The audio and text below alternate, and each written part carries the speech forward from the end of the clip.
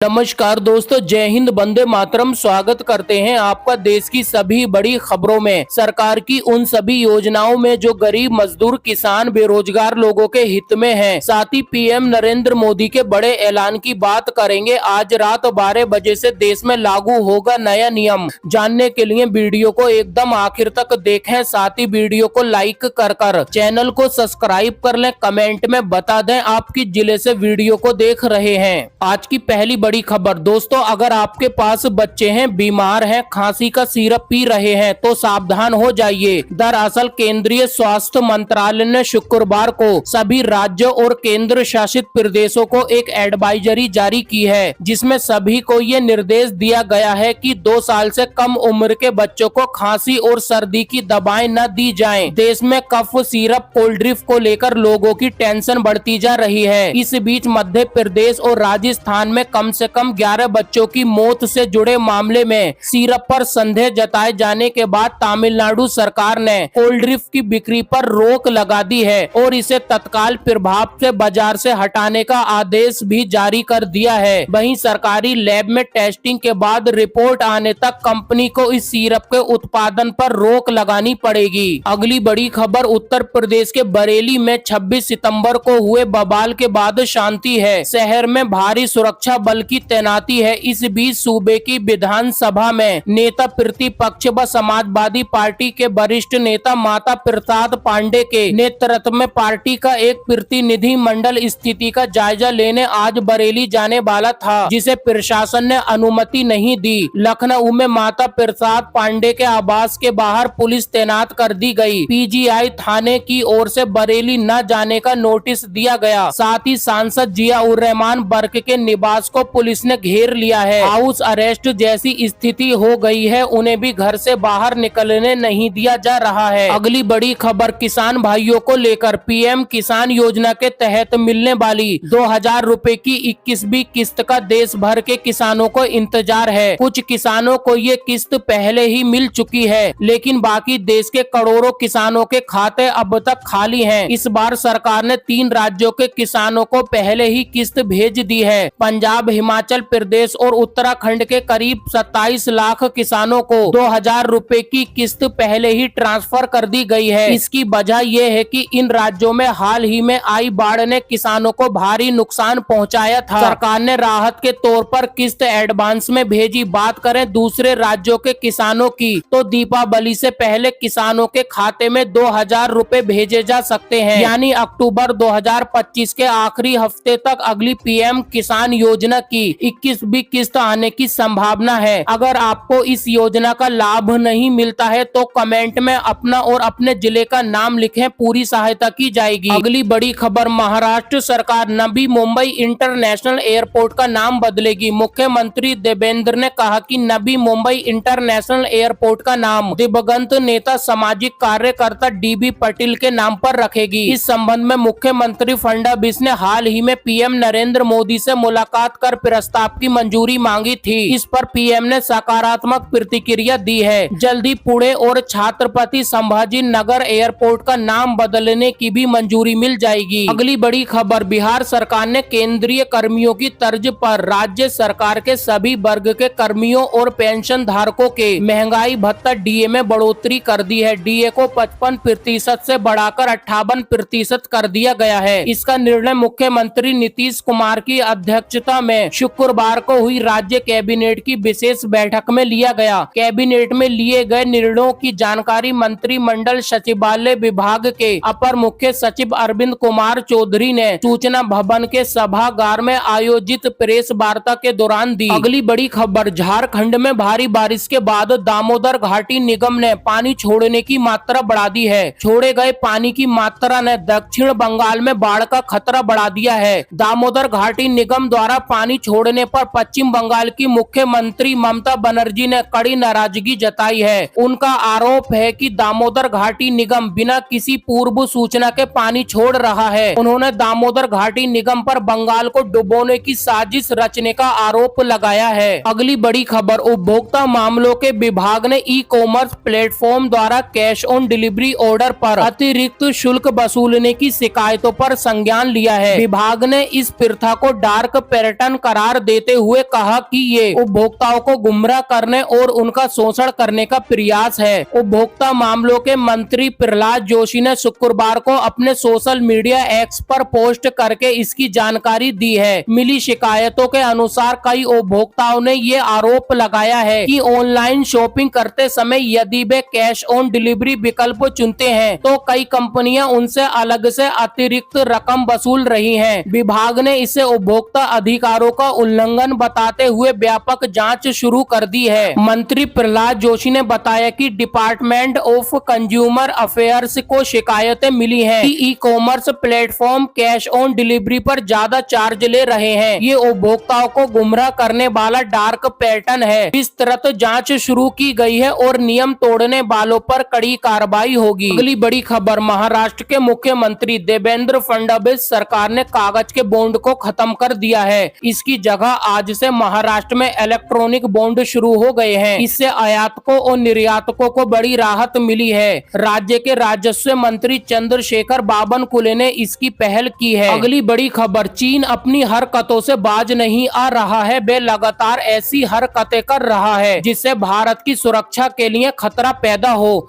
अरुणाचल प्रदेश पर लंबे समय से दावा कर रहा चीन अब तिब्बत में 167 अरब डॉलर की लागत से यक्षिया हाइड्रो पावर प्रोजेक्ट बना रहा है। यक्षिया हाइड्रो पावर प्रोजेक्ट में 5 पावर स्टेशन होंगे। इसमें 3 गार्जेस डैम से 3 गुना ज्यादा बिजली पैदा करने की क्षमता होगी। रक्षा विशेषज्ञों को आशंका है कि चीन बांध को वाटर बम की तरह इस्तेमाल कर सकता है। वे कृत्रिम सूखा या अचानक बाढ़ लाकर इलाके में तबाही मचा सकता है।